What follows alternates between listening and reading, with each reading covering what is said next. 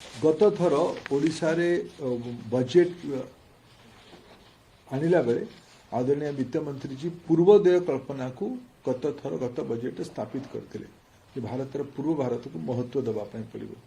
मु प्रधानमंत्री और वित्त मंत्री जी को धन्यवाद देवी से माने ये विषय को पुनर्बार आउ दुई पद आकु लेकिन एथर भी पूर्वोदय कल्पना को आकु बढ़े।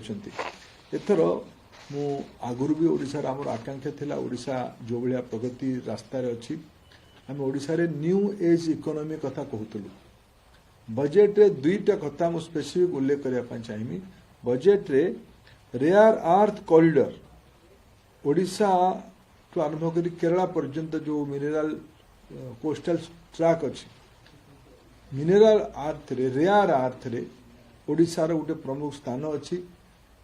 जो एथर बजेट जो घोषणा है जे रेयर अर्थ कॉरिडोर हम जो कि सेमीकंडक्टर ईवी या जो मैग्नेट आवश्यकता अच्छी कि अन्य स्पेशलिटी मेटेरियल जो रेयर अर्थ आवश्यकता अच्छी ओडिशा ता भर अग्रणी राज्य भाव परिगणित हम। एथर बजेट ता विषय उल्लेख करा जायछि।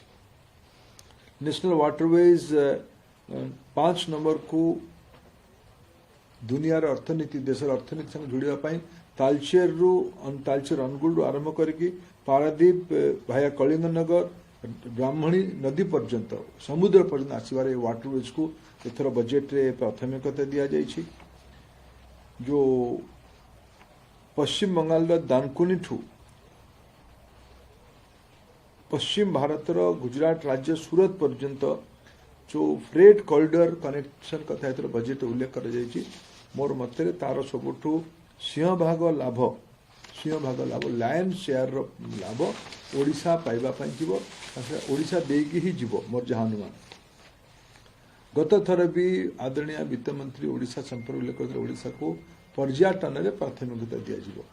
एथर से कथा को आगू नहीं आदरणीय वित्त मंत्री गहिर मथार कईछ उपकूल अंचल कईछ टर्टल ट्रेल्स को ध्यान रखिकी विशेष प्रकल्प वाइल्ड लाइफ टूरिज्म रो विशेष प्रकल्प को ये भितर घोषणा कर ओडिशार सबुठ गोटे बड़ 2-3 क्रैश क्रॉप अच्छी कोकोनट नड़िया काजू याकू भी महत्व देवाई एथर बजेट रे घोषणा ओडिशार चाषी माने ओडिशार उपकूल अंचल लोक माने ओडिशार कोरापुट भली अंचल लोक माने यार लाभ पाइबे। एठी ईस्ट कोस्ट डेवलपमेंट कॉरिडोर कथा कहा जायछि जो कि 5टा पूर्वोदय संबंधित राज्य माने लाभ पाइबे। ओडिशा सरकार आगुरी भी नाइपर संपर्क में भारत सरकार को अनुरोध करुछि। मोर पूरा विश्वास जो 3टी नुआ नाइपर घोषणा होती भर गोटे नाइपर ओडिशा को निश्चित भाव जीव यहाँ मोर पूरा भरसा अच्छी।